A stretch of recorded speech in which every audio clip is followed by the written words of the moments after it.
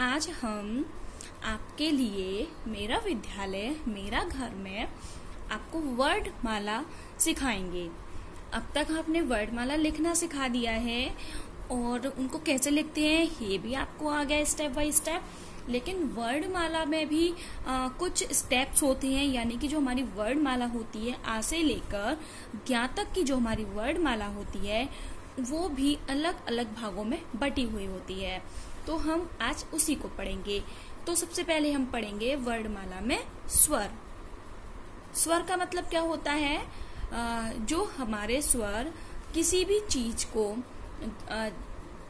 या जिनके बिना हमारी कोई भी कहानी या कोई भी शब्द कोई भी अक्षर हमारा पूरा नहीं हो सकता, वही हमारे क्या कहलाते हैं?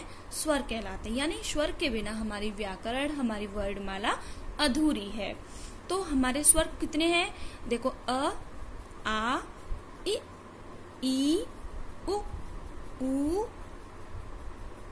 रि ए ओ औ अं अह। तो टोटल कितने हुए? 1 2 3 4 5 6 7 8 9 10 11 12 एंड 13। हमारे टोटल जो हमारे स्वर होते हैं वो हमारे कितने होते हैं? टोटल 13 होते हैं। लेकिन इनमें एक चीज और ध्यान रखनी है कि इन 13 स्वर में जो हमारी अह और अह जो होती है हमारी, ये हमारे अयोग वाग होते हैं। क्या होते हैं ये? अयोग वाह होते हैं। इनको हम अलग से बोलते हैं क्योंकि इसमें विसर्ग होते हैं और इसमें सिर्फ चंद्र बिंदी होती है। अब नेक्स्ट होता है हमारा व्यंजन।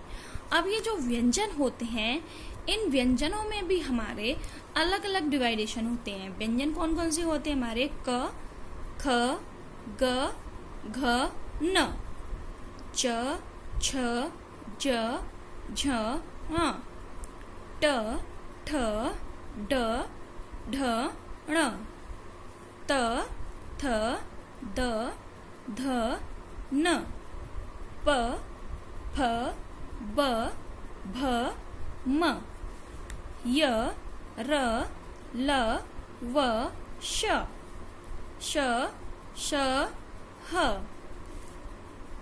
अब इनमें ये देखो, अभी हमने व्यंजन जो पढ़े हैं ह तक के, हालांकि व्यंजन ज्ञ तक होते हैं जिसमें हमारा छ त्र और ज्ञ भी रह गया है। लेकिन अब ये चीज अब खुद सोचो कि हमने एक ही रो में केवल 5 ही क्यों व्यंजन लिखे हैं? 1 2 3 4 5 हमने 5 ही लिखे ना, 1 2 3 4 एंड 5। क्यों?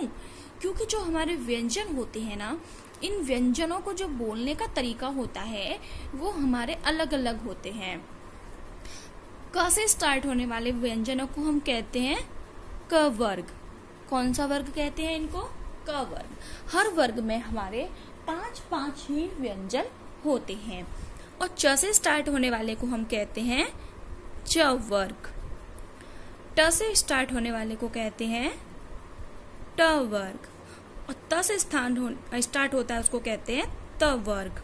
और प से स्टार्ट होने वाले को कहते हैं प वर्ग। और यर लव्य हमारे अलग होते हैं। इनको अब हालांकि ग्रामर तो बहुत ज्यादा है, अभी आप बच्चे छोटे हो तो आपको इतना डिटेल में अभी मैं नहीं बता रही हूँ। केवल आपको इतना समझना है कि हमारे जो वर्ग होते हैं वो 5 होते हैं। क वर्ग में हमारे 5 आते हैं, क से लेके अंगा तक, च से लेके आ तक, ट से लेके ड तक, त से लेके न तक, प से वर्ग लेके म तक। अब जो हमारे य र ल वो जो बचते हैं, ये जो 4 होते हैं 1 2 3 और ये 4, ये जो हमारे 4 होते हैं उनको हम कहते हैं अंतस्थ व्यंजन। क्या कहते हैं? अंतस्थ व्यंजन। ये हमारे 4 होते हैं क्योंकि हमारी जो वर्णमाला है पूरी वो बहुत सारे डिवाइडेशन में बटी हुई है। अब आते हैं हमारे श और स। ये जो हमारे होते हैं इनको हम कहते हैं ऊष्म व्यंजन। कौन सा व्यंजन कहते हैं? ऊष्म व्यंजन। ये हमारे आते हैं ऊष्म व्यंजन में। ठीक है। और ये ह भी हमारा इसी में आता है। श श स और ह, इनमें हम कहते हैं ऊष्म व्यंजन। कौन से व्यंजन? ऊष्म व्यंजन। अब नेक्स्ट हमारा आता है छे, त्र, ज्ञ और श्र। श्र हमारी वर्णमाला में हम नहीं लिखते हैं, लेकिन जो श्र होता है, जो श्रमिक में जो हम लगाते हैं, श्रम, श्रमिक, इसमें हमारा श्र जरूरी होता है। तो ये जो 4 व्यंजन होते हैं इनको हम संयुक्त व्यंजन कहते हैं। क्यों इनको हम संयुक्त व्यंजन क्यों कहते हैं? क्योंकि ये जो व्यंजन हैं वो 2 व्यंजनों के मेल से मिलकर बने होते हैं। जैसे हमारा छ है ना, ये हमारा क से प्लस हमारा ये वाले श से और प्लस अ से मिलकर बना होता है।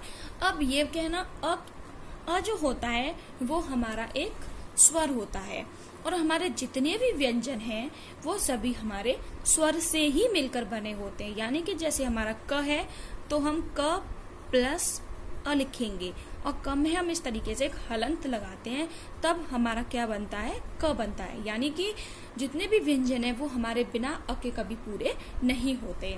तो हमारे जो छ है वो हमारा किससे मिलकर बना होता है? क प्लस स से।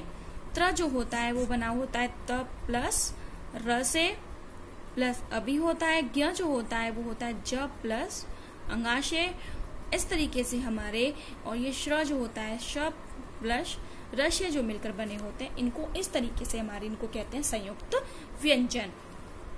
इसके अलावा आपने कभी भी पढ़ा होगा तो हम वैसे डाडमरू जो पढ़ते हैं तो हम डाडमरू इस तरीके से पढ़ते हैं, लेकिन और अंगा बिंदी में जो होता है वो हमारा इस तरीके से होती है बिंदी। लेकिन कभी कभी आपने पढ़ा होगा कि पढ़ाई, जैसे हम पढ़ में लगाते हैं ना बिंदी, तो इसमें ये वाला व्यंजन यूज होता है ड, जबकि ड हम जब लिखते हैं तो वो सिंपल वाला ड होता है। ऐसे ही हमारा ये ड है।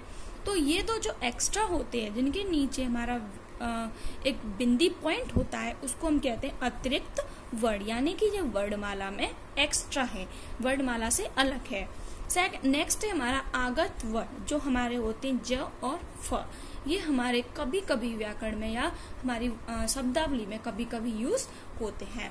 तो हमारे इस तरीके से हम वर्णमाला को याद कर सकते हैं। तो आप भी कोशिश करना इसी तरीके से वर्णमाला को याद करने की। Thank you.